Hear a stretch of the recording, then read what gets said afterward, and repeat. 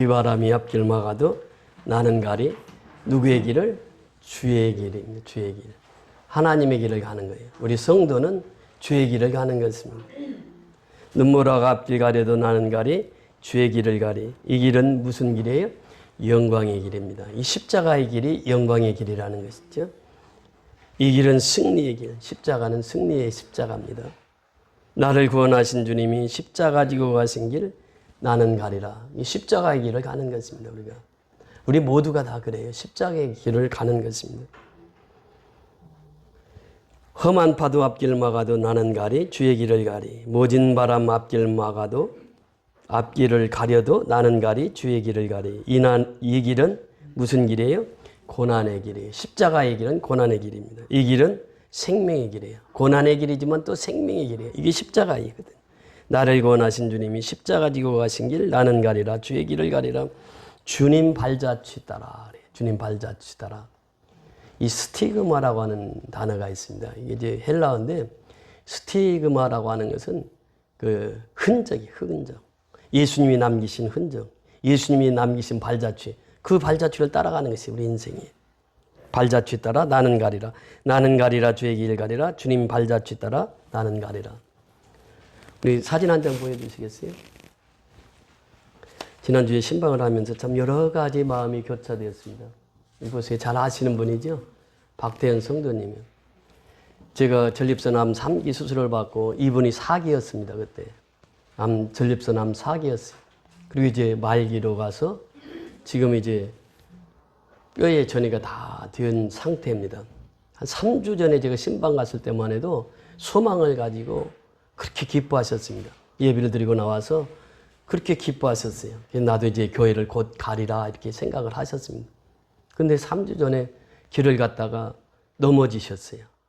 넘어지셨는데 두 팔이 골절이 됐습니다. 땅을 짚어가지고 두 팔이 골절이 됐는데 병원에 가니까 수술할 수가 없는 상황이에요. 암이 이제 전신에 쭉 퍼졌기 때문에 수술할 수가 없다고. 그래서 영등포에 있는 그 요양병원에 계시는데 소대변을 다 가릴 수가 없으니까 그래서 이제 집에서 요양을 못하고 병원에 가셨습니다. 불과 3주 전에만 해도 신방 갔을 때 그게 소망을 가지고 말씀을 하셨는데 이제는 지금 꼼짝없이 그냥 침대에 의지해서 사는 거예요. 그래서 이제 신방을 하고 나서 그 수간호사를 만났습니다. 우리 박태현 성도님 상태가 어떻습니까? 그랬더니 뭐 여기 있으니까 통증은 못 느끼고 그렇지만 항상 긍정적이십니다. 그래요. 제가 그 말을 듣고 참 감사했어요. 제가 가면 이제 천국 소망에 대한 메시지를 전하잖아요. 우리 언젠가는 다 하늘나라에 가거든요. 그 순서는 없어요. 근데 시간도 그렇습니다. 시간도 불과 3주 전에 갔을 때는 그렇게 대면해서 했는데 3주 후에 이렇게 상황이 바뀌었거든요. 우리가 주의 일을 한다고 하는 것은 시간이 있습니다. 때가 있어요. 내가 하고 싶어도 못하는 때가 있어.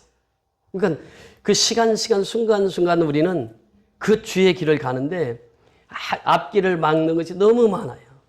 때로는 험한 파도가 또 이 비바람이 그 앞길 막아도 우리는 가는 거예요. 무슨 길을?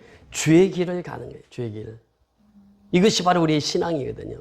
저는 오늘 아침에도 기쁜 소식을 받았는데 지금 샬롬 교회가 우리가 한번 신방했던 가정 같아요. 과부 사는 가정, 아주 어려운 가정인데 그 집을 이제 다 헐고 지금 이제 새를 딱 닦아가지고 이제 집이 지어지는 그 과정을 사진 찍어서 보내왔더라고요.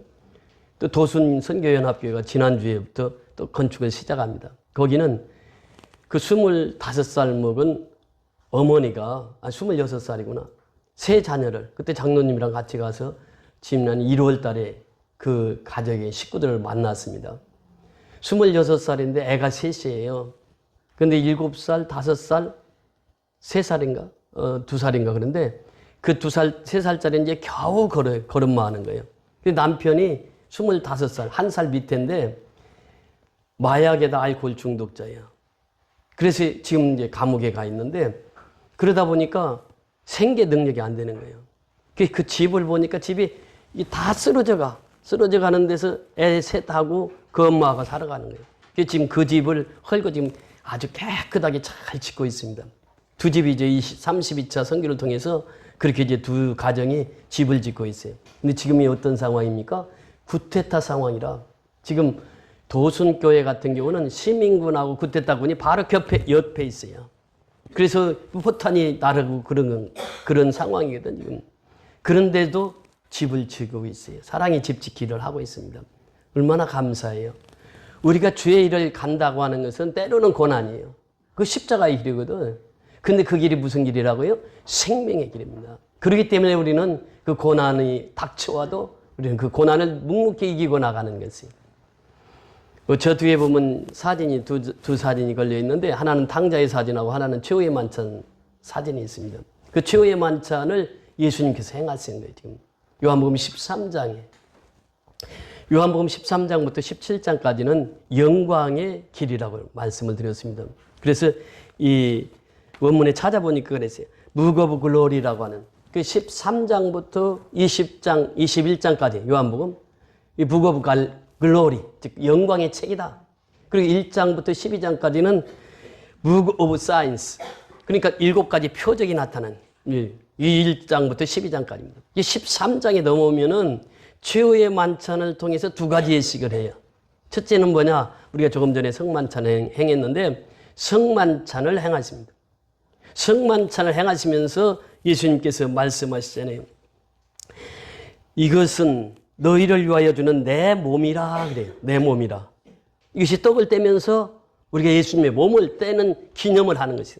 내 몸이라. 너희가 이를 행하여 누구를 기념하라? 나를 기념하라. 나를 기념하라 그래요. 이것이 떡을 떼면서 우리가 해야 할 일이에요. 주님이 내가 죽어야 할 그 자리에 예수님이 죽어주셨다는 거예요. 그래서 나를 기념하라.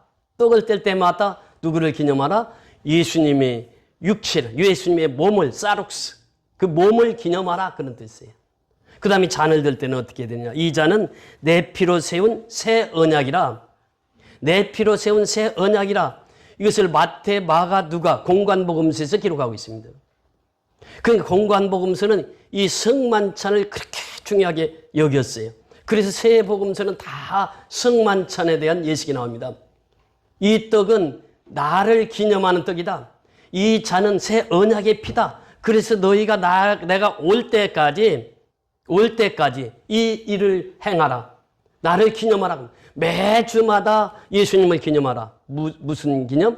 예수님이 십자가에서 나를 위해서 죽으신 그 몸을 기념하고 예수님의 피를 기념하는 것. 이게 성만찬입니다. 주의 만찬, 로드서퍼 이렇게 표현합니다.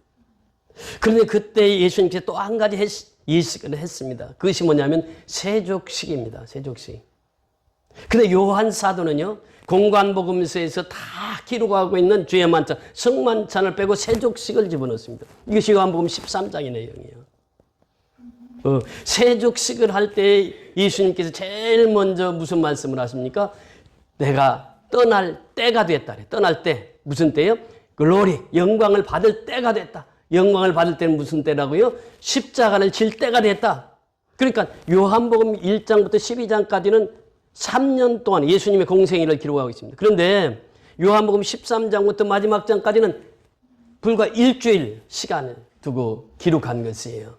그러니까 이 짧지만은 이 요한복음 13장 이후에는 아주 중요한 사건이 있다는 거예요. 그러니까 성경 전체의 3분의 1이 예수님이 일주일의 삶을 기록하고 있는 것입니다. 이것이 요한복음 13장부터 마지막 장까지 기록이라는 거예요. 그래서 이 세족식에 앞서서 예수님께서 나는 때가 됐다. 이제 십자가를 질 때가 됐다. 선언하시고 제자들을 사랑하시되 어떻게 사랑하셨다고요? 끝까지 사랑하셨다. 끝까지. 그러면서 요한복음 13장 2절에 보면 가론 유다에게 무엇을 주셨다고요? 예수를 팔 무엇을 넣었다고? 생각을 넣었더니 그래. 생각. 마귀의 역사는 생각부터 들어오는 거예요. 그러니까 내가 몸이 아파서 병원에 입원해 있습니다. 입원해 있는데 나는 죽을 거야. 나는 이제 더 이상 못 살아. 이제 살 소망이 없어. 그러면 죽어요. 그런데 내가 죽을 병에 걸렸다 할지라도 하나님이 도우시면 나는 다시 살아날 수 있어. 이것이 뭐냐면 생각이거든. 생각만 바꾸면 돼. 근데 마귀는 어디부터 들어온다? 생각부터 들어와요. 생각부터. 이것이 마귀의 역사거든요. 그러니까 마귀의 역사는 지금도 계속해서 생각 속에서 역사를 일으켜. 그러니까 마귀가 역사하면요, 그 사람 항상 입에서 나온 말이 무슨 말일까요? 부정적인 말이 나와. 나는 못 살겠다. 나는 못한다. 이것이 마귀가 주는 생각이에요, 생각. 그 생각이 사로잡히면 어떻게 되느냐? 첫째는 마귀가 생각을 넣어요. 두 번째는요, 생각을 넣어가지고 그 사람이 그 생각대로 자꾸 얘기하고 그러면은 두 번째는 어떻게 되냐? 이제 요한복음 13장 27절에 내려가서 보면요, 그 사람 속에 들어가 버립니다, 마귀가. 그러니까 가룟 유다에게 생각을 줘보니까 가룟 유다가 저울질하는 거예요, 지금. 예수님을 팔면 은 30전, 돈으로 생각할까? 나의 스승으로 생각할까? 이렇게 저울질하는. 그러다가 돈이 뭐, 가룟 유다는 돈이야. 그러니까 그 옥합을 깬 여인 마리아가 옥합을 깼을 때 뭐라고 말합니까? 그 비싼 것을 왜 깼느냐? 그것을 쌀을 팔아가지고 가난한 사람 나눠줬으면 얼마나 많은 사람이 혜택을 받을 텐데, 근데 사실은 뭐예요? 자기가 그것을 팔면서 자기가 도둑질 하려고. 그 마음이 있었다. 돈이에요, 돈. 그러니까 마귀가 이제 생각 속에 넣어보니까, 이 사람은 잘 마귀 말을 들어. 그러니까 마귀가 그 사람을 점령해버려. 들어가는 거예요, 들어가서 그 마귀가 그 인생을 이끌어갑니다. 이 세족식에 앞서서 예수님께서 말씀하세요. 그러면서 세족식을 행하십니다. 발을 씻기는 거예요. 그러니까 발을 씻기려면 어떻게 됩니까? 저녁 식사하던 중에 그러거든요. 최후 만찬 하시다가 이 세족식을 하는데, 대야에다가 물을 떠가지고 수건을 허리에 동이고 발을 씻기려면 어떻게 해야 돼요? 무릎을 꿇어요. 그리고 제자들 한 사람 한 사람 발을 씻깁니다. 이것은요, 하인이 주인에게 하는 것이에요. 그 중동지방은 주인이 먼 길 갔다 오면은 흙에 먼지가 묻으니까 하인 중에서도 가장 말단 하인이 물을 떠다가 주인의 발을 씻기는 것이거든요. 근데 여기서는 정반대 현상이에요. 주인이, 선생이, 주님이 무릎을 꿇어요. 제자들 앞에 무릎을 꿇어요. 그리고 그 제자들의 발을 씻깁니다. 한 사람 한 사람. 이것이 이제 세족식이거든요. 세족식을 통해서 우리에게 말씀하시는 거예요. 예수님께서 그 말씀을 하십니다. 오늘 본문 12절 같이 보십니다. 시작. 그들의 발을 씻기신 후에 옷을 입으시고 다시 앉아 그들에게 이르시되 내가 너희에게 행한 것을 너희가 아느냐. 13절. 너희가 나를 선생이라 또는 주라 하니 너희 말이 옳도다. 내가 그러하다. 14절. 내가 주와 또는 선생이 되어 너희 발을 씻었으니 너희도 서로 발을 씻어주는 것이 옳으니라. 예수님 질문합니다. 제자들을 향해서 내가 너희에게 행한 것을 너희가 하느냐 그래요. 그러면서 예수님이 계속해서 말씀하시죠. 너희가 나를 뭐라고 그랬어요? 선생이라 또는 주님이라. teacher는 curious, Lord, 주님, 선생님 그렇게 불렀단 말이죠. 그 너희가 나를 선생이라 나를 주님이라. 그런데 내가 주와 선생이 되어서 누구의 발을 씻겼어요? 너희의 발을 씻겼으니 그래. 너희의 발을 씻겼으니 너희도 서로 발을 씻어주라. 이것이 주님이 우리에게 주시는 명령이시거든요. 내가 주와 선생이 되어서 너희 발을 씻겼으니 너희도 서로 발을 씻겨라. 무슨 말입니까? 여기서 이제 몇 가지 교훈을 얻을 수 있어요. 첫째는 주님은 겸손하셨다. 겸손. 주님의 겸손을 여기서 배울 수 있죠. 엎드렸다. 무릎을 꿇었다. 그리고 제자들 한 사람 한 사람 발을 씻겨주었다. 겸손하신 주님. 하늘 보좌를 버리시고 이 땅에 오셨다. 성육신하셨다. 태초에 말씀이 계시니라. 이 말씀이 하나님과 함께 계셨으니 이 말씀이 곧 하나님이시라. 그 하나님 되신 예수님께서 말씀이 육신이 되어 우리 가운데 거하십니다. 그래서 성육신, 하늘 보좌를 버리고 세상에 사람으로 되셨다. 이거 자기 비하예요. 그래서 바울 사도는 그렇게 말합니다. 빌립보서 2장 한번 펴보세요. 빌립보서 2장 6절에서 8절까지. 에베소서 다음에 빌립보서 2장 6절에서 8절까지.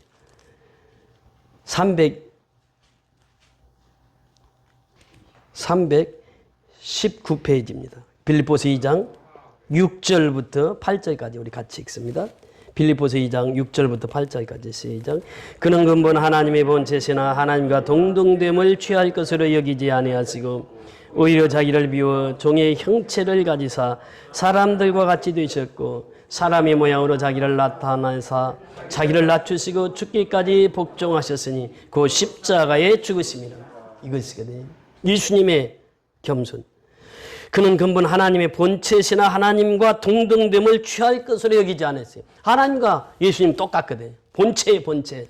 그런데 그렇게 여기지 않았어요. 오히려 자기를 비워 종의 형체를 가지사 사람들과 같이 되셨고, 이게 성육신입니다. 사람들과 똑같이. 그래서 누가는 예수를 뭐라고 표현합니까? 인자 이렇게 표현해요. 인자. Son of Man. 사람의 아들 이렇게 표현합니다. 사람과 똑같이 되었다면 사람이 되었어요. 성령의 잉태에 대해서 이 사람이 되셔서 이 땅에 탄생하신 분이 예수예요. 사람이 되셨어요. 사람의 모양으로 나타나서 자기를 낮추시고 어떻게 해요?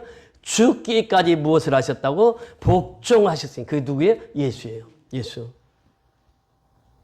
아버지께서 성부 하나님께서 예수를 이 땅에 보내신 것은 십자가에 죽으라고 보낸 거거든. 그런데 죽기까지 그것을 복종해요. 그게 십자가에 죽으시잖아요. 누구 뜻대로? 아버지 뜻대로. 아버지가 명하셨으니까, 아버지가 보내셨으니까, 아버지 뜻대로 죽기까지 복종하셨으니 그 십자가에 죽으십니다. 이거 십자가에 죽으십니다. 예수님은 탄생에서부터 십자가에 죽으심까지 우리에게 겸손의 삶을 보여주셨습니다. 온유의 삶을 보여주셨어요. 보세요. 그 예수님의 삶 자체가 겸손이었습니다. 그래서 예수님은 그렇게 말씀하시죠. 지금도 수고하고 무거운 짐진 자들아 다 내게로 오라. 내가 너희를 쉬게 하리라. 나는 마음이 온유하고 겸손하니 그래요. 온유하고 겸손하니. 그게 예수님의 성품이라. 그러니까 우리가 예수님을 닮는다라고 했을 때 첫째는 예수님의 겸손을 닮아가는 거죠. 아브라함 보세요. 롯에게 롯이 이제 그 조카잖아요. 조카 데려다 키우는데 롯에게 이제 재산을 물려줬단 말이죠. 그러니까 롯의 양과 아브라함의 양이 점점 양이 새끼가 늘어나니까 이제 그 목초지를 가지고 다투고 있는 거예요. 아브라함과 롯이 직접 다툰 건 아니죠. 종들이 서로 다투는 거예요. 자기 양 물 많이 먹이겠다고 그러다 다투게 되는 거예요. 그 양이 많아지니까 어쩔 수 없는 거예요. 다투게 되는 거예요. 그때 아브라함이 뭐라고 말합니까? 롯에게 찾아와서 얘기하는 거예요. 네가 좌하면 나는 우할 것이야. 네가 우하면 나는 좌할 것이다. 네가 먼저 선택하라. 그 소돔과 고모라 땅이 목초지가 너무 좋았거든. 롯이 그걸 선택하잖아요. 그래서 아브라함은 산지를 선택하는 거예요. 여기서 보면요. 아브라함은 자기가 키운 조카 롯이에요. 보통 사람 같으면 어떻게 하겠어요? 제대로 사람이 됐다고 하면은, 아이고, 큰아버지 먼저 하세요. 큰아버지가 나 다 거두시고 이렇게 키워주셨는데 큰아버지가 먼저 선택하셔야죠. 이렇게 나와야 되는데 자기가 먼저 선택해 좋은 거. 아브라함의 마음은 겸손의 마음이었어요. 그러니까 조카를 섬기는 마음이 있었던 것이죠. 그래서 이 아브라함은 조카를 끝까지 섬깁니다. 예수님은요, 지금 가룟 유다만 배신한 게 아니에요. 12 제자 다 그랬잖아요. 예수님 십자가에 죽으니까 다 자기 살 길 찾아가잖아요. 그러니까 여기 등장하는 것은 가룟 유다지만 지금 그 옆에 있던 제자들도 다 배신해요.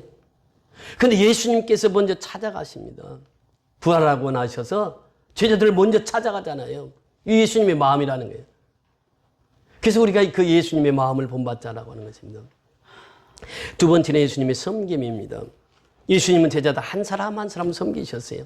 섬김의 본을 보이셨다고 하는 것입니다. 여러분 보세요. 이 예수님께서 섬김의 본을 보이셨는데 이렇게 말씀하셨습니다. 그 예수님이 오신 목적을 설명하시기 전에 제자들과 함께 길을 가다가 제자들이 싸우는 거예요. 다투는 거예요. 그 다툼의 목적이 뭐냐? 너희 중에 그렇지 않을지니 너희 중에 누구든지 크고자 하는 자는 너희를 섬기는 자가 되고 너희 중에 누구든지 으뜸이 되고자 하는 자는 모든 사람이 종이 되어야 하리라. 인자가 온 것은 섬김을 받으려 함이 아니라 도리어 섬기려 하고 자기 목숨을 많은 사람의 대성물로 두려 함이니라. 그러니까 제자들이 싸운 건 뭐예요? 자리 다툼입니다. 누가 크냐? 예. 이 자리 다툼을 하고 있어요. 심지어는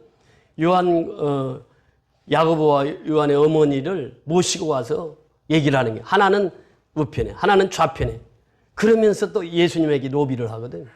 그러니까 제자들의 마음속에는 예수님 분명히 이스라엘 왕이 될 것이란 말이에요. 왕이 되면 내가 장관 한 자리라도 차지해야 돼.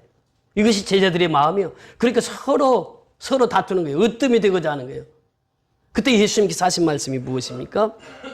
으뜸이 되고자 하는 자는 모든 사람이 뭐가 돼야 된다고요? 종이 돼야 돼. 종이. 둘로스라고 하는 종. 종이라고 하는 것은 뭐냐면 어디에서 나왔냐면 종이라는 단어가 둘로스라고 하는 단어가 어디에서 나왔냐면 항해하는데 그때 당시는 동력선이 없었습니다. 전부 노를 저어서 가는 배예요. 그 노를 저어서 가는 배는 이제 노를 젓는 사람들이 다 종이에요. 둘로스. 그러니까 이 사람들은 배 밑창에서 노를 젓기 때문에 배가 어디로 가는지 몰라. 이 선장만이 알아, 선장만. 그 둘로스는 그냥 노를 열심히 젓기만 해. 이 배가 어디로 가는지도 몰라. 이게 둘로스거든. 그 너희들이 으뜸이 되고자 하느냐? 그럼 종이 되어야 된다는 거예요. 종이. 이것이 예수님께서 가르치심입니다. 그러면서 섬김을 그렇게 말씀하십니다. 또 너희가 섬기는 자가 되고 누구든지 으뜸이 되고자 크고자 하는 자는 너희를 섬기는 자가 되어야 되고 이게 섬기는 자가 큰 자다 그 말이에요. 예수님께서 오신 목적을 두 가지로 말씀하시잖아요. 내가 온 것은 섬김을 받으려 함이 아니라 어떻게 섬기려 하고 그 제자들이 끝까지 섬기잖아요. 이게 세족식을 통해서 우리에게 주시는 교훈의 메시지예요. 섬김의 본을 보였다네. 끝까지 섬겨요. 그러면서 내가 온 것은 섬김을 받으려 함이 아니라 도리어 섬기려 하고 많은 사람들의 대속물을 되기 위함이라. 대속물은 뭐예요? 십자가에 죽으시며 내가 죽어야 하나님과 인간과의 화목 제물로서 예수님이 십자가에 죽어야만 하나님과 우리가 화목하게 되기 때문에 예수님이 십자가에서 화목 제물이 되셨다라고 하는 것이죠. 이것이 예수님이 오신 목적을 분명하게 말씀하시고 있습니다. 섬김이 얼마나 중요한지 몰라요. 그래서 우리 그리스도인들은 섬김의 본을 보여야 된다라고 하는 거예요. 그렇게 섬김의 본이라고 하는 것이 무엇입니까? 겸손의 본이라고 하는 것이 무엇입니까? 사도 바울은 그렇게 고백합니다. 너희가 먹든지 마시든지 무엇을 하든지 뭘 어떻게 하라고요? 하나님의 영광을 위해서 살라.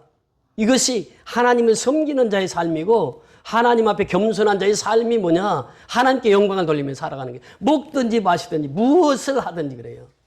너희는 교회에 거치는 자가 되지 말고 사람들의 거치는 자가 되지 말고 이렇게 표현합니다. 거치는 자들이 있어요. 교회 내에서도 거치는 자들이 있고 거치는 자들이 있어요. 그런데 거치는 자가 되지 말라. 무엇이 되라?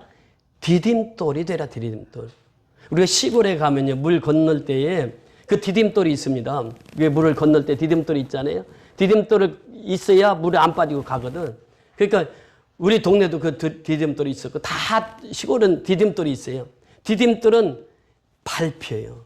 첫째는 많은 사람들이 디딤돌을 밟고 지나갑니다. 밟히는 것이에요. 예수님은 세상의 모든 사람들에게 밟히신 분이에요. 그리고 디딤돌을 건너는 사람들마다 물에 빠지지 않고 잘 건너갈 수 있어요.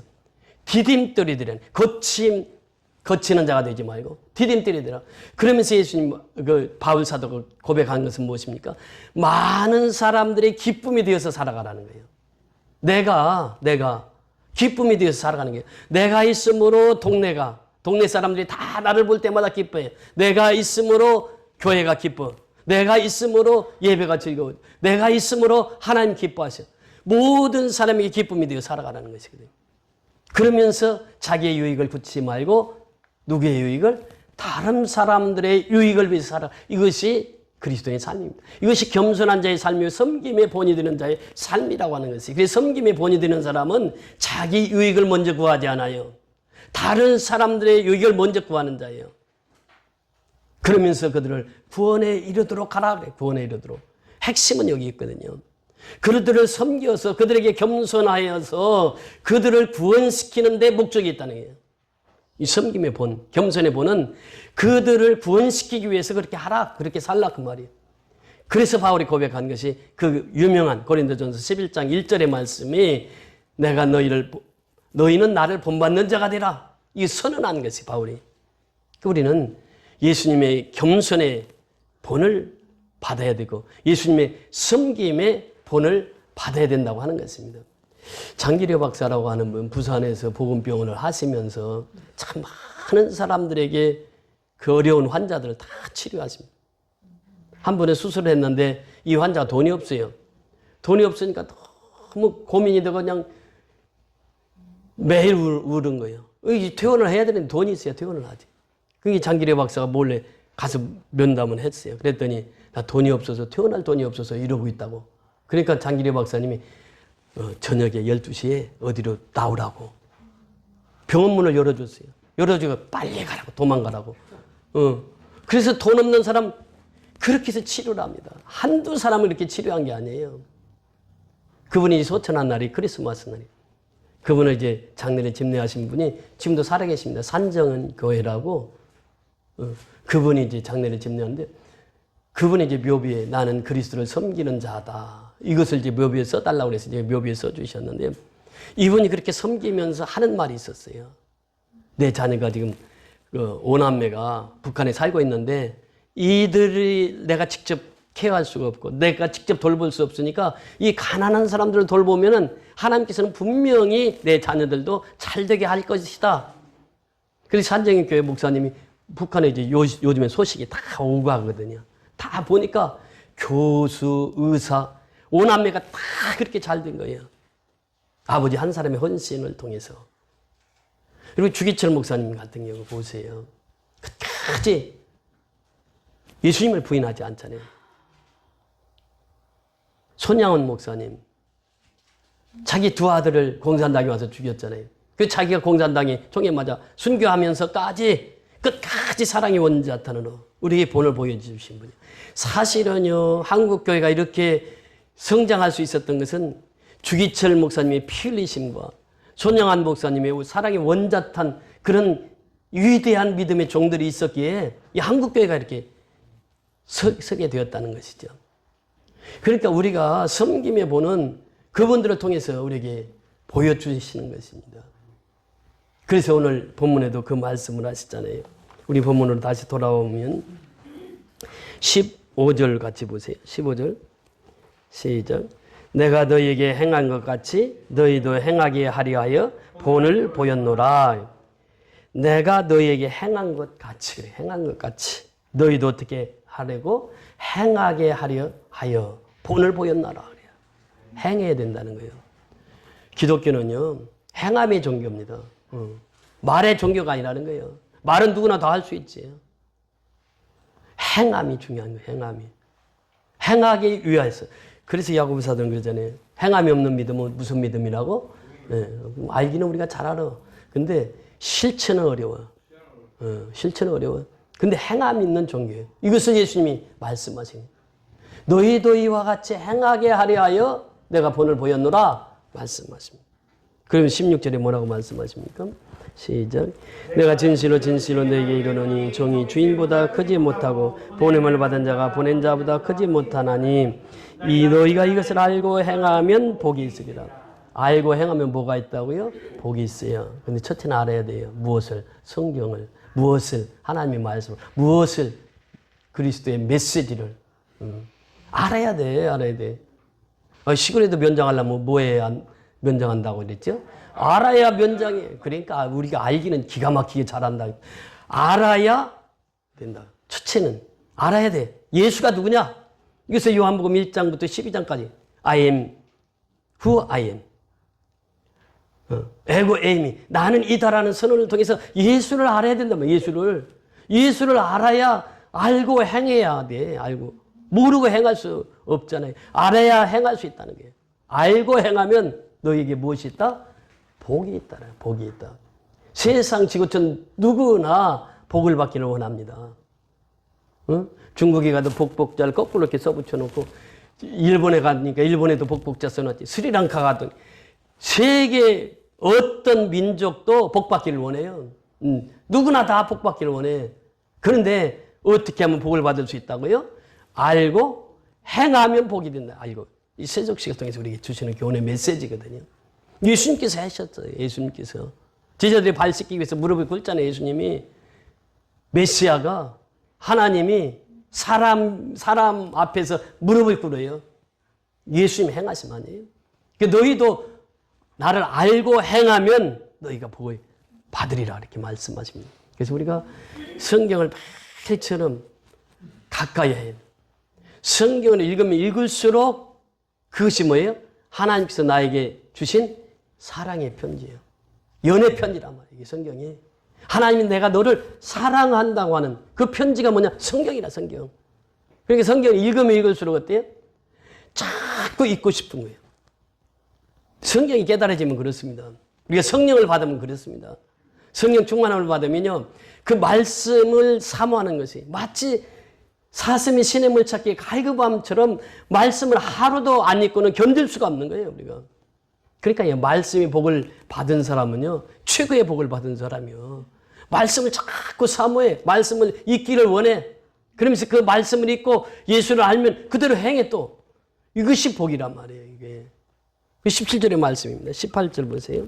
18절부터 20절까지 다 같이 읽습니다. 시작. 내가 너희 모두를 가리켜 말하는 것이 아니라 나는 내가 택한 자들이 누구인지 알미라. 그러나 내 떡을 먹는 자가 내게 발꿈치를 들었다 한 성경을 응하게 하려는 것이니라. 지금부터 일이 일어나기 전에 미리 너희에게 일러두면 일이 일어날 때에 내가 그인 줄 너희가 믿게 하려 함이로다. 내가 진실로 진실로 너희에게 이르노니 내가 보낸 자를 영접하는 자는 나를 영접하는 것이요 나를 영접하는 자는 나를 보내신 이를 영접하는 것이니라 말씀하십니다. 18절에 누구의 얘기입니까? 18절에 누구의 얘기예요? 자, 보세요. 구약 성경에 보니까 내 떡을 먹는 자가 내게 발꿈치를 들었다 한 성경을 응하게 하려는 것이니라. 누구의 말이죠? 그 2절에 등장했던 누구예요? 가룟 유다. 가룟 유다 얘기예요. 다는 아니라는 거예요. 다는 깨끗하지 않다는 거예요. 그 가룟 유다에 대한 얘기를 합니다. 그러면서 이 세족식의 핵심은 뭐냐? 8절로 올라가서 보십니다. 8절 다 같이 시작. 베드로가 이르되 내 발을 절대로 씻기지 못하시리이다. 예수께서 대답하시되 내가 너를 씻어주지 아니하면 내가 나와 무엇이 없다? 상관이 없다. 너는 나하고 상관이 없어. 이게 무슨 말입니까?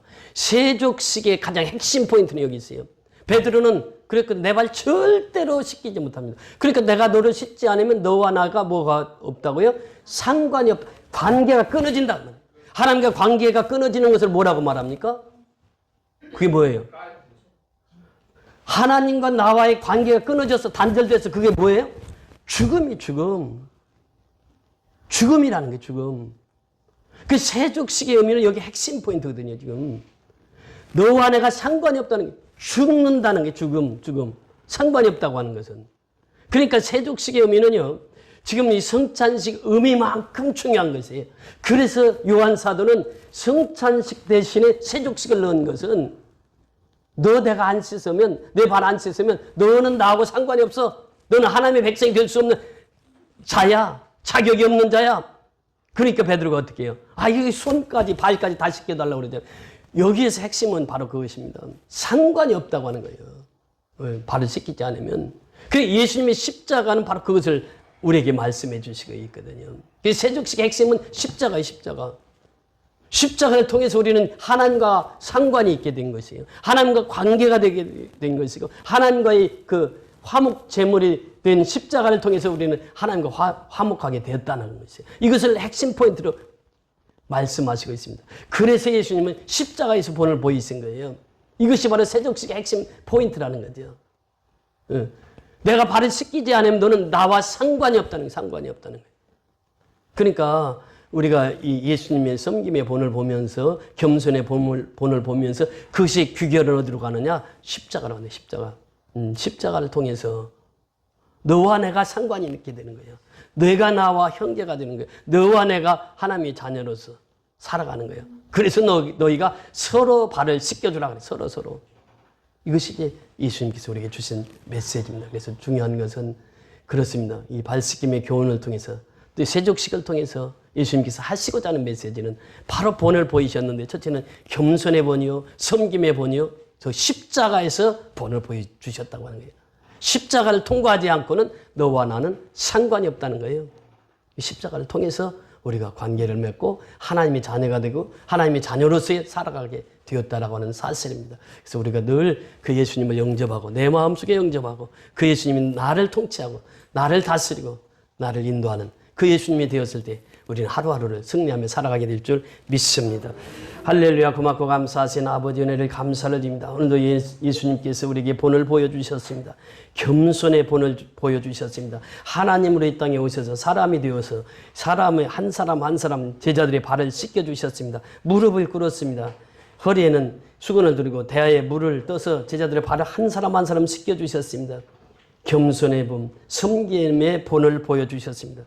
또 핵심 포인트는 바로 예수님께서 십자가에서 본을 보여주셨습니다. 우리 한 사람 한 사람을 구원하시기 위해서 예수님은 십자가에 죽으셨습니다. 그 십자가에서 본이 바로 예수님께서 세족식으로 우리에게 보여주신 줄 믿습니다. 그 믿음을 가지고 날마다 승리하는 삶을 살아갈 수 있도록 축복하여 주시옵소서. 예수 그리스도 이름으로 감사하고 축복하며 기도드리옵나이다. 아멘.